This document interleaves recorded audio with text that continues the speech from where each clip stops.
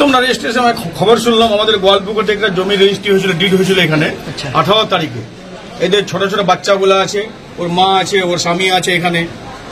তো আমরা 18 তারিখে এরা রেজিস্ট্রি করে গিয়েছিল, তখন এরা বুঝতে পারলো কি আমাদের কাছে জমি বেশি নিয়েছে। এরা জমি কম দিতে আসছিল 1 বিঘার মতন, কিন্তু এখানে জমি চড়াই নিয়েছে 9 বিঘার মতন।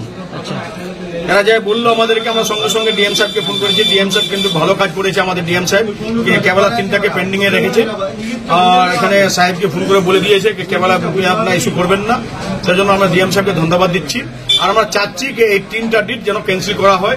একটা গরিব লোক না হলে মরে যাবে, 3টা মেয়েও, ছোট ছোট মেয়ে বা ছেলে নাই, আর তারপরে ওর বউ আছে, একটা মূর্খ লোক বেচারা, কোনো অশিক্ষিত লোক, পড়ালেখা নয়, ওকে আনে এখানে ভুল বুঝায়, তো সিগনেচার বাংটা নিয়ে নিয়েছে। ও সিগনেচারও করতে পারে জানে না, টিপ দিয়েছে ও। তো সেই জন্য আমরা এখানে বলবো একটাই কথা, এই ডিডগুলোকে ক্যান্সেল করা হোক। আর আমাদের ডিএম সাহেব আশ্বাসন দিয়েছে যে না, এটা যদি ভুল করেছে তাহলে একটা চিটিং কেস হবে, যারা যারা করাইছে তাদের নামে চিটিং কেস হবে। ওটা নিয়ে আমাদের ডিএম সাহেব বলেছে, আমরাও বললাম যে এটা চিটিং কেস হওয়ার দরকার, যেন লোক সুরক্ষিত থাকে। আমাদের যারা জমি এখানে দেখেন, গোয়ালপুকুর থেকে অনেক, রায়গঞ্জ থেকে, ইসলামপুর থেকে, সব দিকে আমাদের রায়গঞ্জ সব ডিভিশন, রায়গঞ্জ ডিস্ট্রিক্টে আসে আমাদের জমি রেজিস্ট্রি করার জন্য। আমরা চাচ্ছি এখানে যেন লিগেল কাজ হয়, ইলিগেল যেন কাজ না হয়।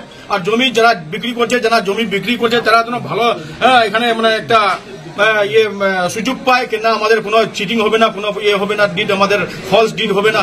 আর যারা নিচ্ছে তাদেরকে আমার অনুরোধ যে আপনারা ভাই এরকম চিটিং করবেন না, না হলে চিটিং কেস হবে। আর আজকে আমরা বলে গেলাম এখানে আমরা কেস করব। আর যারা যারা এখানে জড়িত আছে তাদেরকে আমরা বলবো পুলিশ প্রশাসনকে অ্যারেস্ট করেন। আমাদের যারা যারা রেজিস্ট্রি নিয়েছে, আমি এটা বলবো না কি আমাদের হাকিম সাহেব গলত করে দেখেছে যে 3 একর 4 একর জমি কেরম করে রেজিস্ট্রি হয়ে গেল, একজন অশিক্ষিত লোক কেরম করে রেজিস্ট্রি দিতে পারে। তো সেই জন্য ডিডটা পেন্ডিং এ রেখেছে। আমরা ওনাকে ধন্যবাদ দিচ্ছি, আমাদের ডিএম সাহেবকে ধন্যবাদ দিচ্ছি, উনি সঙ্গে সঙ্গে ফোন করেছে এখানে।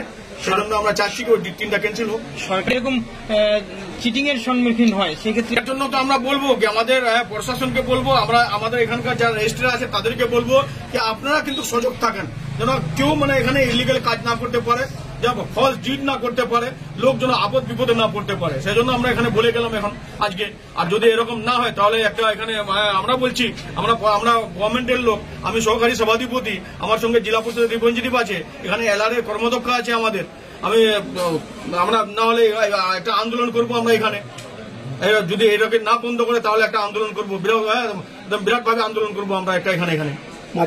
আমি এটা দেখেন, এটা রায়গঞ্জ ডিস্ট্রিক্ট আমাদের, এখানে পুরো জেলাটার ডিড হয় এখানে। তো সেই জন্য এখানে সতর্ক থাকতে হবে। আমি যত স্টাফ আছে আমাদের, যত মুন্সি আছে তাদেরকে বলবো যে ভাই লিগেল কাজ করেন, ইলিগেল কাজ করবেন না। ইলিগেল কাজ করলে কিন্তু ছাড়া হবে না। এটা মমতা ব্যানার্জির গভর্নমেন্ট, এটা অন্য গভর্নমেন্ট না, মমতা ব্যানার্জির গভর্নমেন্ট। সেই জন্য কাউকে ছাড়া হবে না, কাউকে ছাড়ে কথা হবে না।